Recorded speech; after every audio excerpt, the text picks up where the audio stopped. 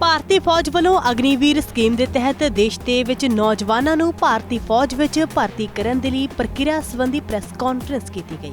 ਇਸ ਦੌਰਾਨ ਭਰਤੀ ਨੂੰ ਲੈ ਕੇ ਨੌਜਵਾਨਾਂ ਨੂੰ ਹਰ ਤਰ੍ਹਾਂ ਦੀ ਜਾਣਕਾਰੀ ਦਿੱਤੀ ਗਈ। ਲੁਧਿਆਣਾ ਦੇ ਵਿੱਚ ਫੌਜ ਭਰਤੀ ਕੇਂਦਰ ਦੇ ਮੁਖੀ ਦੇ ਵੱਲੋਂ ਦੱਸਿਆ ਗਿਆ ਕਿ 17 ਸਾਲ ਤੋਂ ਲੈ ਕੇ 21 ਸਾਲ ਤੱਕ ਦੇ ਨੌਜਵਾਨ ਆਨਲਾਈਨ ਬਿਨੇ ਪੱਤਰ ਦੇ ਕੇ ਭਰਤੀ ਵਿੱਚ ਸ਼ਾਮਲ ਹੋ ਸਕਦੇ ਨੇ।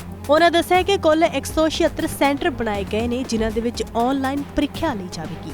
ਉਹਨਾਂ ਦਾ ਕਹਿਣਾ ਹੈ ਕਿ ਅਪ੍ਰੈਲ ਮਹੀਨੇ ਦੇ ਵਿੱਚ ਪ੍ਰੀਖਿਆ ਸ਼ੁਰੂ ਹੋ ਜਾਵੇਗੀ। ਲੁਧਿਆਣਾ ਸੈਂਟਰ ਦੇ ਵਿੱਚ 4 ਜ਼ਿਲ੍ਹੇ ਸ਼ਾਮਲ ਕੀਤੇ ਗਏ ਨੇ। ਉਹਨਾਂ ਦੱਸਿਆ ਕਿ ਮਈ ਮਹੀਨੇ ਤੋਂ ਬਾਅਦ ਸਤੰਬਰ ਦੇ ਵਿੱਚ ਫਿਰ ਸਰੀਰਕ ਟੈਸਟ ਕਰਵਾया जाएगा। दोवां दे नंबर मिला के फिर नौजवानों की भर्ती होगी। आज की जो ब्रीफ है वो आप सबको जो भारतीय सेना की रिवाइज्ड रिक्रूटमेंट पॉलिसी है उसके बारे में बताने के लिए है। इस पॉलिसी में पहली बार रिटन एग्ज़ाम पहले हो रहा है बशर्ते रैली के। बच्चों का रजिस्ट्रेशन इस साल के लिए खुला हुआ है। 16 फरवरी से 15 मार्च तक की रजिस्ट्रेशन की डेट है। रिटन एग्ज़ाम जो होएगा कंप्यूटर के ऊपर होएगा। 176 सेंटर्स में होएगा ऑल ओवर इंडिया। लुधियाना के लिए ये एग्ज़ाम लुधियाना शहर में ही होएगा। 17 से और करीब 5 या 7 दिन तक 17 अप्रैल से ये रिटन एग्ज़ाम होएगा। इसके बाद मेरिट बनेगी। मेरिट बनने के बाद उनको फिज़िकल रैली के लिए बुलाया जाएगा।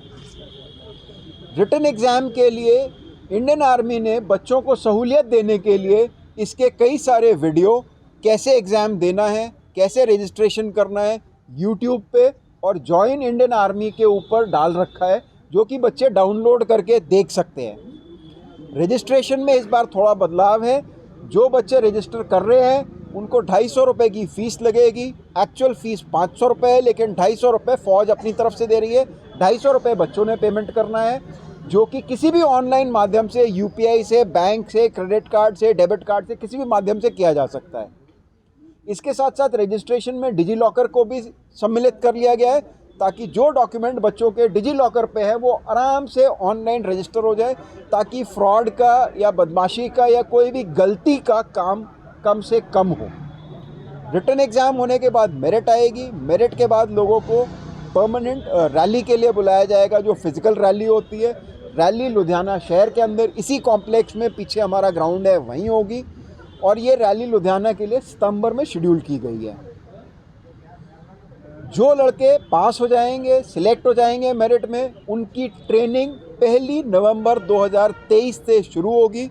ट्रेनिंग 6 महीने की होगी और ये 6 महीने का पीरियड जो है वो 4 साल की नौकरी के तहत शामिल होगा। जो पेमेंट की डिटेल्स हैं और जो छुट्टी की डिटेल्स हैं या बाकी जो तमाम डिटेल्स हैं वो जॉइन इंडियन आर्मी साइट पे आप सबको मिल सकती हैं। एक एक हैंड आउट मैं आप सबको दे रहा हूँ जिसमें कि ये बाकी सारी डिटेल्स दी गई हैं। Thank you.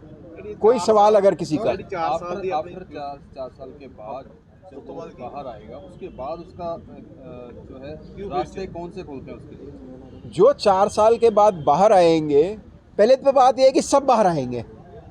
ऐसा नहीं है कि कुछ आएंगे, सब का 4 साल के बाद पीरियड ख़त्म हो जाएगा।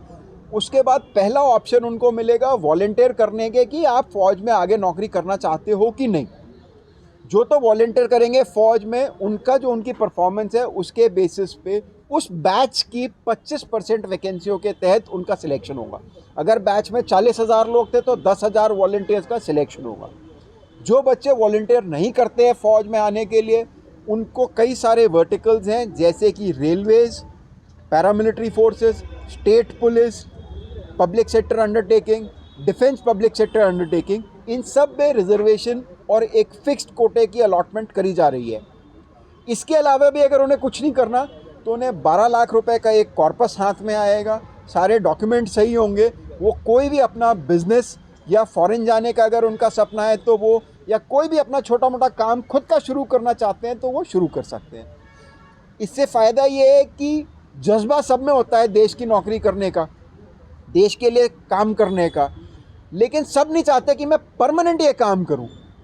यह आधे रास्ते जाके लगता है किसी को जी मेरे बस का नहीं है या मेरा ये लाइन नहीं है, तो उनको मौका है कि जी 4 साल आप करके देश की सेवा और उसके बाद फिर आप जो मन में आए वो कर सकते हो।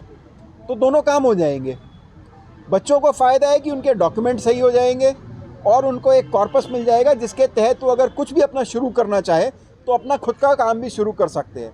12 लाख के साथ किसी घरवाले की तरफ देखने की ज़रूरत नहीं है, भाई बहन की देखने की ज़रूरत नहीं है, बैंक की तरफ देखने की ज़रूरत नहीं है। 12 लाख एक ठीक ठाक अमाउंट है इंडिया में आज के दिन पे कुछ भी नया शुरू करने का। जैसे फौज में बाद में रिटायरमेंट के बाद पेंशन लगती है, वो तो खत्म नहीं, पेंशन वाला स्कीम बंद है क्योंकि ये 4 साल की है, इनको पेंशन नहीं लागू होगी। जो परमानेंट 25% हो जाएंगे उनको पेंशन लागू होगी।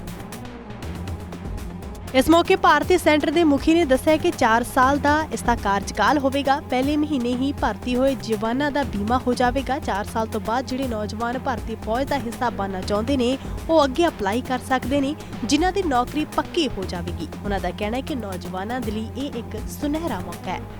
ਲੁਧਿਆਣਾ ਤੋਂ ਰਜਿੰਦਰ ਅਰੋੜਾ ਦੀ ਰਿਪੋਰਟ।